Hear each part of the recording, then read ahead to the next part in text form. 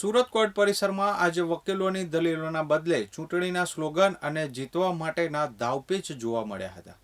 સુરત જિલ્લા વકીલ મંડળની આગેવાની મેળવવા અને મેદાને ઉતરેલા 46 ઉમેદવારો પૈકી 6 હોદ્દેદારો અને 11 કારોબારી મળી કુલ 17 વકીલોના મંડળનું ભાવિ નક્કી કરવા માટે વહેલી સવારથી મતદાન શરૂ થયું હતું।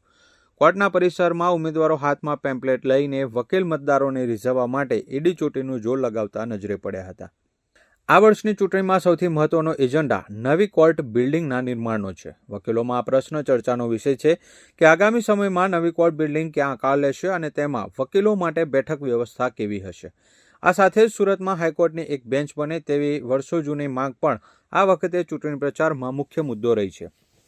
વકીલોના પડતર પ્રશ્નો અને કોર્ટના ઇન્ફ્રાસ્ટ્રક્ચરને લઈ વિવિધ પેનલો દ્વારા મોટા વચનો આપવામાં આવે છે, ત્યારે ચૂંટણી પ્રક્રિયામાં આ વર્ષે સુપ્રીમ કોર્ટના નિર્દેશ મુજબ 30% મહિલા અનામતનો ઐતિહાસિક અમલ કરવામાં આવ્યો છે।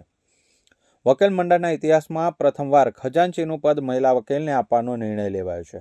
ખજાનચી અને એલઆરના પદ માટે મહિલા ઉમેદવારો વચ્ચે સીધો જંગ છે, જે સુરત બાર એસોસિએશનના મહિલા શક્તિના વધતા પ્રભાવને દર્શાવે છે। મતદાનની વ્યવસ્થામાં પણ આ વખતે મોટો ફેરફાર જોવા મળ્યો છે। મતદાનનો આંકડો વધે અને સમયસર પ્રક્રિયા પૂર્ણ થાય તે હેતુથી મતદાનનો સમય 30 મિનિટ વધારવામાં આવ્યો છે।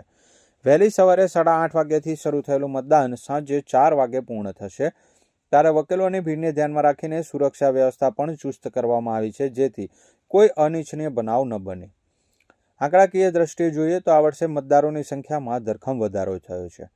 ગત વર્ષના 4,978 મતદારોની સામે આ વર્ષે કુલ 6,433 મતદારો નોંધાયા છે, જેમાં 1,500થી વધુ નવા યુવા મતદારો અને 1,800થી વધુ મહિલા મતદારો નિર્ણાયક ભૂમિકા ભજવશે।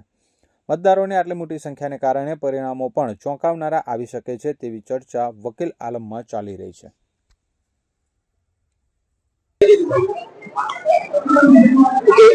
કેપી અસાવાલા સુરત જિલ્લા વકીલ મંડળનો મુખ્ય ચૂંટણી અધિકારી અને મારી સાથે ઉભા મારા મદદનીશ ચૂંટણી અધિકારીઓ છે।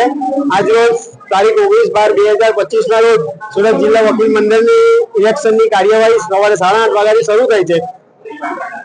ઉમેદવારો તેમજ તેના ટેકેદારો અને મતદારોને ખૂબ જ ઉત્સાહપૂર્વકનો માહોલમાં આજે સવારે 8:30 વાગ્યાથી મતદાનની પ્રક્રિયા શરૂ થયેલ છે। અત્યાર સુધીમાં આશરે 2 કલાકમાં 500 થી 600 વોટ થઈ ચૂક્યા છે। 4:30 સુધી મતદાન થશે, ત્યારબાદ તેની ગણતરી 5 વાગ્યાથી શરૂ થશે। સાંજે આજે જલ્દી મતદાનની પ્રક્રિયા જેમ તેમ જલ્દી પૂરી થાય તેવી અમે આશા રાખીએ છીએ, તેમજ શાંતિપૂર્વક મતદાન થાય છે થશે હવે પછી તેવી પણ અમે આશા રાખીએ છીએ। કેટલા મતદારો છે સુરત જિલ્લા વકીલ મંડળમાં કુલ 6,433 મતદારો છે, તેમાં 1,800 જેટલા મહિલા મતદારો છે। આ મહિલા મતદારો જો મોટા બહોળા પ્રમાણમાં જો મતદાન કરશે તો પરિણામ કઈ જુદું આવી શકે તેવી શક્યતા છે। મહિલા ઉમેદવારો કેટલા છે? મહિલા સીટો ખજાનચી, એલઆર અને કાઉન્સિલ મેમ્બરમાં 3 આટલી અનામત મહિલા સીટો રાખવામાં આવેલ છે।